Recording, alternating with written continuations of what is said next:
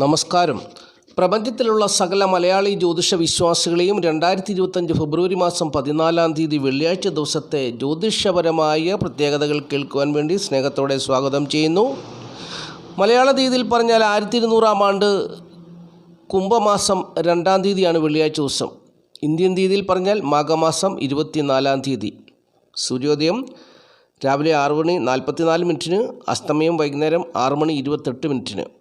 തിഥി ദ്വിതീയ തിഥിയാണ്. ദ്വിതീയ തിഥി വെള്ളിയാഴ്ച രാത്രി 9:56 വരെ ഉണ്ടായിരിക്കും. ഉദയാൽപരം നക്ഷത്രം പൂരം നക്ഷത്രം. പൂരം നക്ഷത്രം ആരംഭിക്കുന്നത് വ്യാഴാഴ്ച രാത്രി 9:09 മുതലാണ്. അവസാനിക്കുന്നത് വെള്ളിയാഴ്ച രാത്രി 11:11 വരെയാണ്. ഈ സമയത്ത് ജനിക്കുന്ന കുട്ടികൾ പൂരം നക്ഷത്ര ജാതകരാണ്. ഇനിയും പൂരം നക്ഷത്രപ്രകാരം ഏതൊക്കെ നാളുകാരുടെ ജീവിതത്തിലാണ് ഈ വെള്ളിയാഴ്ച ദിവസം അനുകൂലമായ അനുഭവങ്ങൾ വന്നു ചേരുക എന്നുള്ളതാണ് പറയാൻ പോകുന്നത്.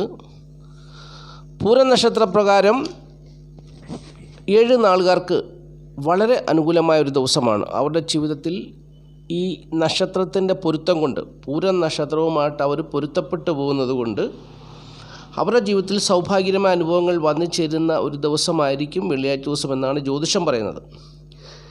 ഈ നക്ഷത്രപ്പൊരുത്തം എന്ന് പറഞ്ഞാൽ അത് വലിയൊരു പൊരുത്തമാണ്. ഈ പൊരുത്തം നോക്കിയാണല്ലോ വിവാഹമൊക്കെ ചെയ്യുന്നത്, അല്ലെങ്കിൽ ഒരു ശുഭകാര്യം ചെയ്യുന്നതും പൊരുത്തം നോക്കിയാണല്ലോ. അപ്പോൾ ഒരു ജാതകൻ ആ ജാതകൻ്റെ ജീവിതത്തിൽ, അല്ലെങ്കിൽ ഒരു വ്യക്തി ആ വ്യക്തിയുടെ ജീവിതത്തിൽ അദ്ദേഹത്തിൻ്റെ നക്ഷത്രവുമായിട്ട് ബന്ധപ്പെട്ട് അനുകൂലമായ ഒരു നക്ഷത്ര ദിവസത്തിലാണ് ജീവിതത്തിലെ പ്രധാനപ്പെട്ടതായ ശുഭകാര്യങ്ങളൊക്കെ ചെയ്യുക. നക്ഷത്രത്തിൻ്റെ പ്രത്യേകത കൊണ്ട് ഒരിക്കലും ചെയ്യാൻ പാടില്ല. ഇപ്പോൾ അനിഴ നക്ഷത്രം നല്ലൊരു നക്ഷത്രമാണ്. അപ്പോൾ അനിഴ നക്ഷത്രപ്രകാരം ശുഭകാര്യങ്ങളൊക്കെ ചെയ്യാൻ അനുകൂലമായ ഒരു നക്ഷത്രമാണെന്നാണ് ജ്യോതിഷം പറയുന്നത്. അനിഴ നക്ഷത്രം ശുഭകാര്യങ്ങൾ ചെയ്യാൻ വേണ്ടി നല്ല നക്ഷത്രമാണ്. തിരുവോണ നക്ഷത്രം നല്ല നക്ഷത്രമാണ്. എന്നാൽ ജീവിത പങ്കാളിയെ തിരഞ്ഞെടുക്കുന്നത് പോലെ ഒരു തിരഞ്ഞെടുപ്പ് എല്ലാ കാര്യങ്ങളിലും നടത്താൻ പാടില്ല. എന്ന് പറഞ്ഞാൽ ഇപ്പോൾ ഒരു പുതിയ തൊഴിൽ തുടങ്ങുന്നു.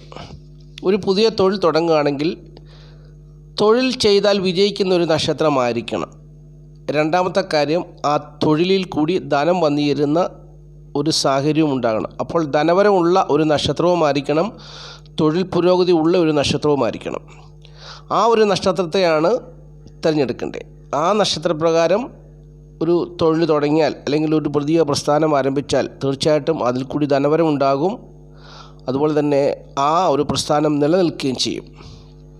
അപ്പോൾ അങ്ങനെ ഒരു പൊരുത്തം കൊണ്ടാണ്, അങ്ങനെ ഒരു പ്രത്യേക പൊരുത്തമാണ് അവിടെ നോക്കേണ്ടത്. ഇപ്പോൾ ഒരു ജീവിത പങ്കാളിയെ തിരഞ്ഞെടുക്കുന്നത് എന്ന് പറഞ്ഞാൽ 27 നക്ഷത്രങ്ങളിൽ അനുകൂലമായ നക്ഷത്രങ്ങൾ ഒരുപാട് നക്ഷത്രമുണ്ട്. അതിനകത്ത് ആൾക്കാർ ഒരു 6 പൊരുത്തം മുതൽ 10 പൊരുത്തം വരെയുള്ള പൊരുത്തപ്രകാരം ചിലവർ 6 ഉള്ളതിനെ സ്വീകരിക്കും, 7 ഉള്ളതിനെ സ്വീകരിക്കും, 8 സ്വീകരിക്കും, 9 സ്വീകരിക്കണം, 10 കിട്ടാൻ പാടാണ്. അപ്പോൾ അങ്ങനെയൊക്കെ സ്വീകരിച്ചാണ് വിവാഹ ജീവിതത്തിലേക്ക് കടക്കുന്നത്.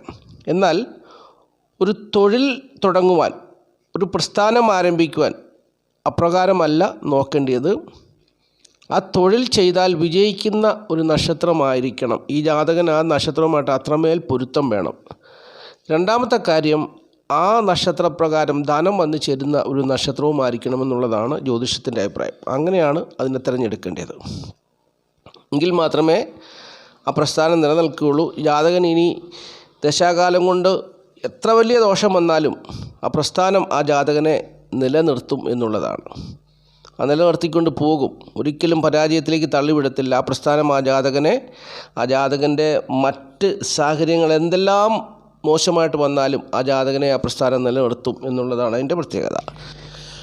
അപ്പോൾ ഈ വെള്ളിയാഴ്ച ദിവസം പൂരം നക്ഷത്രപ്രകാരം ഏതൊക്കെ നാളുകാരുടെ ജീവിതത്തിലാണ് അനുകൂലമായ അനുഭവങ്ങൾ വന്നു ചേരുക എന്നുള്ളത് ചിന്തിക്കാം.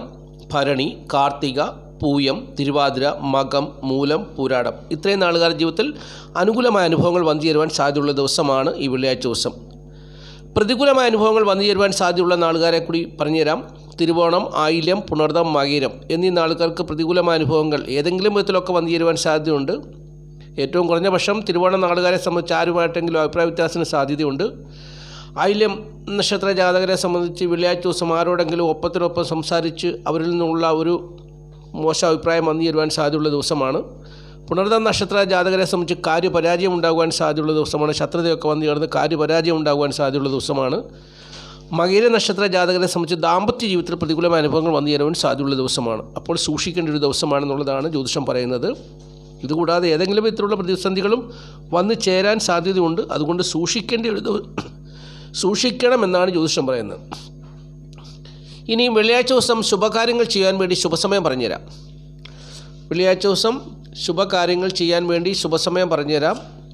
വെള്ളിയാഴ്ച ദിവസം രാവിലെ 6:44 മുതൽ 8:14 വരെയുള്ള സമയം ശുഭസമയമാണ്. പിന്നീട് 9:44 മുതൽ 11:14 വരെയുള്ള സമയം ശുഭസമയമാണ്.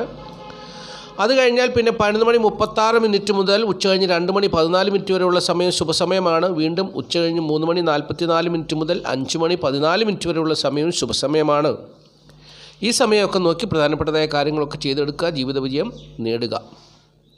ഇനി സംഖ്യാശാസ്ത്രം പറയുന്നു. സംഖ്യാശാസ്ത്രം പറയുന്നത് ഇംഗ്ലീഷ് മാസ തീയതി വെച്ചാണല്ലോ. തീയതി 14 ഒറ്റസംഖ്യയാക്കുമ്പോൾ 5 വരും. അപ്പോൾ ഏതൊരു മാസത്തെയും 5, 14, 23 എന്നീ തീയതികളിൽ ജനിച്ചവർക്ക് അനുകൂലമായൊരു ദിവസമാണ്. ഇളം നിറങ്ങളുള്ള വസ്ത്രങ്ങൾ ധരിച്ചാൽ അവരുടെ ജീവിതത്തിൽ സൗഭാഗ്യമായ അനുഭവങ്ങൾ വരും. അങ്ങനെ ഇളം നിറങ്ങളുള്ള വസ്ത്രങ്ങൾ ധരിക്കുന്നവരുടെ പേരിൽ EHNX എന്നീ അക്ഷരങ്ങൾ കൂടി ഉണ്ടെങ്കിൽ ഉത്കൃഷ്ടമായ അനുഭവങ്ങൾ അവർക്ക് വന്നു ചേരുമെന്നാണ് സംഖ്യാജ്യോതിഷം പറയുന്നത്. അപ്പോൾ സംഖ്യാജ്യോതിഷത്തിൽ വിശ്വസിക്കുന്നവർ അത് അങ്ങ് ഫോളോ ചെയ്യുക. ആദ്യമായിട്ട് ഈ ചാനൽ കാണുന്ന പ്രിയപ്പെട്ടവർ ഈ ചാനൽ സബ്സ്ക്രൈബ് ചെയ്യുക, ലൈക്ക് ചെയ്യുക, ഷെയർ ചെയ്യുക, കമൻറ്റ് ചെയ്യുക. ഏറ്റവും പ്രധാനപ്പെട്ട കാര്യം ലൈക്കാണ്. പിന്നെ ആദ്യമായിട്ട് കാണുന്നവർ സബ്സ്ക്രൈബ് ചെയ്യുക. അതുപോലെ തന്നെ ഒരു പോസിറ്റീവ് എനർജി കിട്ടുന്ന ഒരു കമൻറ്റും കൂടി ചെയ്യുക. അപ്പോൾ തീർച്ചയായിട്ടും എല്ലാ ദിവസവും ഈ വീഡിയോ ചെയ്യാനുള്ള ഒരു ഉത്സാഹം എന്നിൽ വന്നു ചേരും. ഇനി നമ്മൾ ചിന്തിക്കുന്ന വിഷയം, ഈ അധ്യായത്തിലെ അവസാനത്തെ വിഷയം എന്ന് പറയുന്നത് ധനം വന്നു ചേരുന്ന നാളുകാരെക്കുറിച്ചാണ്. ധനം വന്നു ചേരുന്ന നാളുകാർ പൂരം നക്ഷത്രപ്രകാരം ധനം ഏതൊക്കെ നാളുകാർക്ക് വന്നു ചേരുമെന്നുള്ളത് പറഞ്ഞുതരാം. പൂയം, മകീരം, ഭരണി, ഉത്രട്ടാതി, അവിട്ടം, പൂരാടം, അനിഴം, ചിത്തിര എന്നീ നാളുകാർക്ക് ധനം വന്നു ചേരുന്ന ദിവസമാണ്. പൂയം, മകീരം, ഭരണി, ഉത്രട്ടാതി, അവിട്ടം, പൂരാടം, അനിഴം, ചിത്തിര ഇത്രയും ആൾക്കാർക്ക് ധനം വന്നു ചേരുന്നൊരു ദിവസമാണ്. അതായത് 9 നാളുകാർക്ക് ധനം വന്നു ചേരുന്നൊരു ദിവസമാണ്. ധനപരമായ കാര്യങ്ങൾ വിജയിക്കുന്ന ഒരു ദിവസമാണ്. അതായത് 27 നക്ഷത്രങ്ങളിൽ 27 നക്ഷത്രമാണല്ലോ. അപ്പോൾ അതിൽ 9 നക്ഷത്രത്തിന് അല്ലെങ്കിൽ 9 നക്ഷത്രത്തിൽ ജനിച്ചവർക്ക് ധനം കൈകാര്യം ചെയ്താൽ വിജയിക്കുന്നൊരു ദിവസമാണ്. ധനപരമായ നേട്ടം പ്രതീക്ഷിക്കാവുന്നതാണ്. കടം മേടിച്ചാൽ തിരിച്ചു കൊടുക്കാൻ പറ്റുന്നൊരു ദിവസമാണ്. അല്ലെങ്കിൽ കടബാധ്യതയിലാകപ്പെട്ടാലും പരാജയം ഉണ്ടാകാത്തൊരു ദിവസമാണ്. ധനപരമായ വിഷയങ്ങൾ കൈകാര്യം ചെയ്താൽ വിജയിക്കും. ഒറ്റ വാക്കിൽ പറഞ്ഞാൽ അങ്ങനെ തന്നെ പറഞ്ഞാൽ മതി. ധനപരമായ വിഷയങ്ങൾ കൈകാര്യം ചെയ്താൽ വിജയിക്കുന്ന നാളുകാരുടെ കാര്യമാണ് ഈ പറഞ്ഞത്. അത് പൂര നക്ഷത്രപ്രകാരമാണ്. ഇപ്പോൾ അതിനൊരു ഉദാഹരണം പറഞ്ഞുതരാം. ഒരു അവിട്ടം നക്ഷത്ര ജാതകനായ ഒരു തൊഴിലാളി പൂരം നക്ഷത്ര ജാതകനായ ഒരു മുതലാളിയുടെ കീഴിൽ പണിയെടുക്കുന്നു. അപ്പോൾ തീർച്ചയായിട്ടും ആ പൂരം നക്ഷത്ര ജാതകനെ കൊണ്ട് ഈ അവിട്ട നക്ഷത്ര ജാതകനായ തൊഴിലാളിക്ക് ധനവരവ് തീർച്ചയായിട്ടും ഉണ്ടാകും. അദ്ദേഹത്തിൻ്റെ കീഴിൽ ആ പൂരം നക്ഷത്ര ജാതകനായ മുതലാളിയുടെ കീഴിൽ ഈ അവിട്ട നക്ഷത്ര ജാതകനായ തൊഴിലാളി എത്ര വർഷം ജോലിയെടുത്താലും ജീവിതത്തിൽ ധനനേട്ടം മാത്രമേ ഉണ്ടാവുകയുള്ളൂ.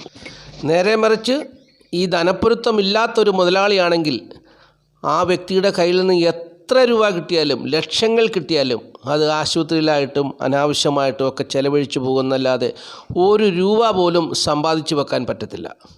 അതാണ് അതിൻ്റെ സത്യം. അത് പരമമായ സത്യമാണ്. ഒരു രൂപ പോലും നാളേക്ക് വേണ്ടി സമ്പാദിച്ചു വെക്കാൻ പറ്റുന്നില്ല. കിട്ടുന്നതെല്ലാം തീരും.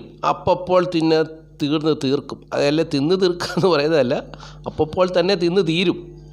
അപ്പോൾ അങ്ങനെ ഒരു സാഹചര്യമാണുള്ളത്. അപ്പോൾ ധനപ്പൊരുത്തമുണ്ടെങ്കിൽ ആ മുതലാളിയുടെ കയ്യിൽ നിന്ന് കിട്ടുന്ന പണം കൊണ്ട് ചിട്ടി കൂടും, സമ്പാദിക്കും, നാളെക്കുറിച്ച് കരുതും.